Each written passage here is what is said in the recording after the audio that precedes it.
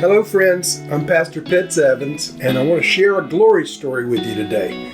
Glory stories are modern day accounts of signs, wonders, miracles, angelic encounters, and so forth. The way we got the name glory stories is from a quote of a man named Arthur Burk that I heard speak some years ago. He said, "Slaves to religion will mock you, but the sons of God will revel in your glory stories." And so we're believing that the sons of God are tuning in to hear the glory stories of what the Lord is doing in our generation. The first one that I want to talk to you about today is involving an angelic encounter.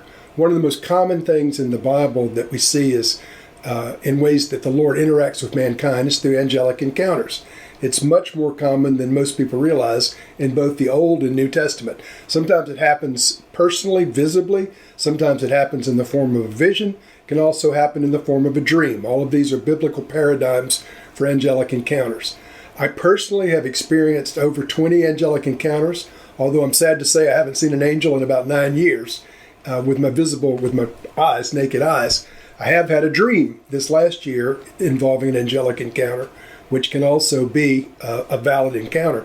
But the one I want to tell you about occurred on December of 2002. I was planning a mission trip to a country called Sierra Leone, and this whole month I'm going to be telling stories from Sierra Leone.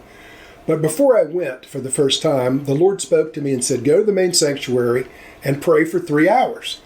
And so in December of 2002, before the trip, the mission trip, I go to the sanctuary, I pray for 3 hours, which was not unusual. At the end of 3 hours, I was kneeling in a holy position of expectation, and nothing happened. So I kind of rocked back on my heels, and I was thinking, well, maybe I was just supposed to pray, and maybe God did something special. I don't know. But as I was sitting there thinking about, my expectation as opposed to what I was experiencing, suddenly an angel stepped through the back wall of the main sanctuary at our church area. And he was an angel unlike any I'd ever seen in person or in pictures. He was huge. He was probably about 20 feet tall, massive chest, massive head, massive arms, huge muscular looking guy. And I've told people if he had been 5 feet tall, he probably would have weighed 500 pounds. That'll give you the idea of the thickness of the angel. He wasn't looking at me. He didn't speak to me. He looked past me. I got real small on the floor because he was a very fearsome looking being.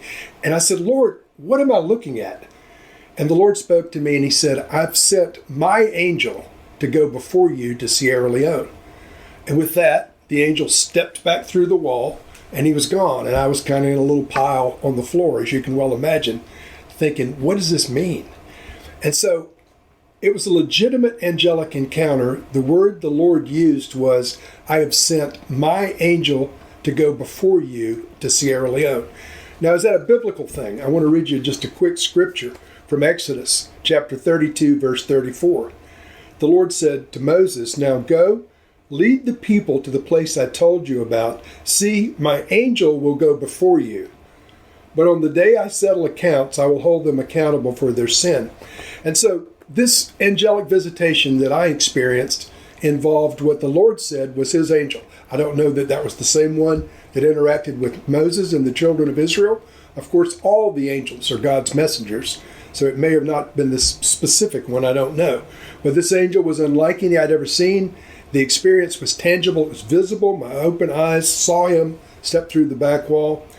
And if indeed this was the Lord's angel, and if indeed I had an angelic encounter, and if indeed this angel was going to go before me to Sierra Leone, something extraordinary was about to happen in the nation of Sierra Leone. And so I don't want to leave you with a cliffhanger completely, but next week I'll tell you the story of the trip to Sierra Leone. Because when I went, the glory of God came down in such a way that the manifestation continues even to this day, 18 years later.